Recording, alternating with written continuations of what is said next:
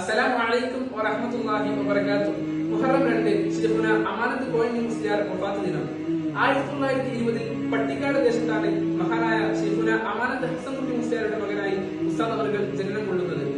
പ്രാഥമിക പഠനം ബഹുമാനപ്പെട്ട ഹസൻകുട്ടി മുസ്ലിയാർ എന്ന പിതാവിനെ നിരാശമാക്കുകയും ശേഷം സമസ്ത കേരള ജംഇയ്യത്തുൽ ഉലമയുടെ പ്രസിഡന്റായിരുന്ന ശൈഖുന കെ സദഖുല്ലാ മുസ്ലിയാരിൽ നിന്നും കിടങ്ങയം ഇബ്രാഹിം മുസ്ലിയാരിൽ നിന്നും ദീനി വിദ്യാഭ്യാസം കരസ്ഥമാക്കി.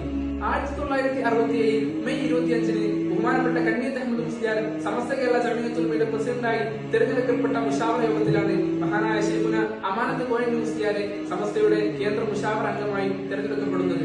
സമസ്ത കേരള ജംഇയ്യത്തുൽ ഉലമ കേന്ദ്ര മുഷാവറ അംഗം, പട്ടിക്കാട് ജാമിഅ നൂരിയ പ്രവർത്തക സമിതി അംഗം, സമസ്ത കേരള ഇസ്ലാമിക് വിദ്യാഭ്യാസ ബോർഡ് സ്റ്റേറ്റ് എക്സിക്യൂട്ടീവ് അംഗം തുടങ്ങി നിരവധി ഭാരവാഹിത്വത്തിൽ മഹാനവറുകൾ പ്രവർത്തിച്ചിട്ടുണ്ട്. 1990 മുഹറം 2-നാണ് മഹാനായ ശൈഖുന അമാനത്ത് കോയിൻ മുസ്ലിയാർ ഈ ലോകത്തോട് വിട പറയുന്നത്.